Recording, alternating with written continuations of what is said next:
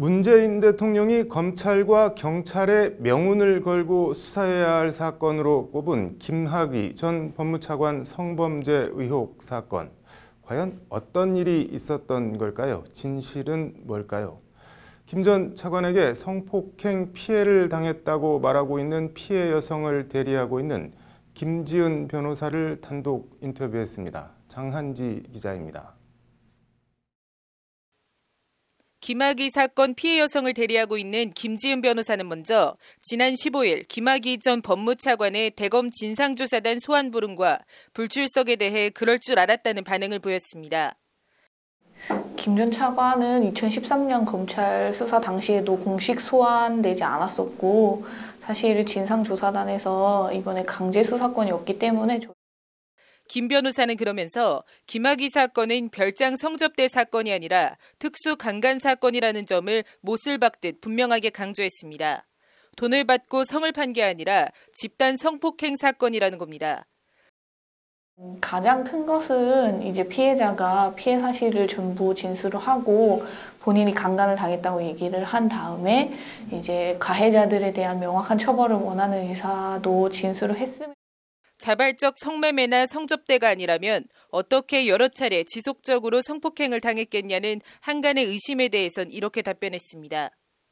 동영상을 찍고 그걸 가지고 협박을 했었던 일은 실제로 있었던 일이고요.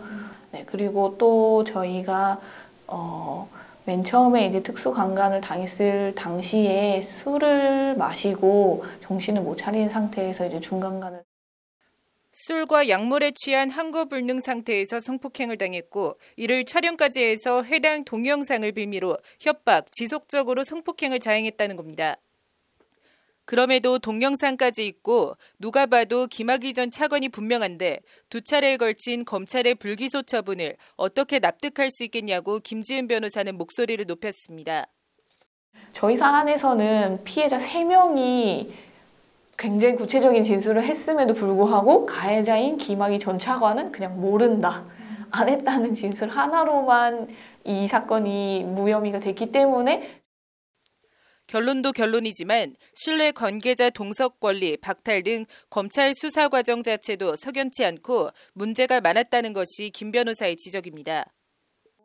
피해자가 여동생을 같이 가겠다고 미리 얘기를 하고 허가까지 다 받았는데 막상 당일에 조사할 때 거부를 당했습니다. 휴대전화 같은 것도 자기들한테 맡기라고 해서 연락할 수도 없는 상황이 되다 보니까 그 수사 과정 자체에서 당연히 불안과 이제 긴장, 두려움 속에서 거기다 검찰은 왜 굳이 사람을 따라갔느냐며 거꾸로 피해자를 타박하는가 하면 이 사건에 대해선 기대하지 말라는 식의 있을 수 없는 발언까지 했다고 합니다. 심지어 피해자에게 당신이 동영상 속 여성이 맞냐며 당시 포즈를 취해보라는 어이없는 주문까지 했다는 것이 김 변호사의 말입니다. 2014년에 2차 고소를 했을 당시에 있으셨던 건데요. 그런 부분 때문에 결국엔 그 수사 과정 자체가 트라우마로 남게 되신 거죠. 인터뷰 말미에 김지은 변호사는 이 사건은 애초 피해자가 원해서 시작된 사건이 아니라고 밝혔습니다. 피해자가 원해서 먼저 고소를 한 게 아닙니다. 그러니까 피해자의 경우에는 이 사건이 문제가 되고 피해 진술을 하길 원하는 경찰이 먼저 찾아와서 이 진술을 하게 되신 거거든요. 그러니까 본인은 사실은 조용히 세상에서 묻혀서 지내고 싶으셨는데 원치 않게 이슈가 되면서 실제 경찰은 김학의 전 차관과 건설업자를 특수강간 기소 의견으로 송치했지만 검찰에서 두 차례 불기소 처분을 한 사안입니다. 지난 수년간 지금도 검찰의 제 식구 감싸기 또는 수사 외압 의혹이 끊이지 않고 제기된 배경이자 이유입니다. 왜 제대로 수사가 되지 않았는지를 파는 게 진상조사의 목적이라고 생각하고 있기 때문에 이 사건을 무마한 어떤 구체적인 외압이 있었는지 당시에 검사들의 수사 과정이 어땠는지에 대한 부분도 당연히 밝혀줘야 돼요. 2개월 활동기한이 연장된 대검 진상조사단 조사와 검찰 재수사를 통한 실체적 진실규명과 관련자에 대한 엄중한 처벌, 일각의 공소시효 만료 얘기에 대해선 재수사를 해보지도 않고 공소시효 얘기를 하는 것은 사건을 덮자는 말과 다르지 않다는 것이 김 변호사의 지적입니다.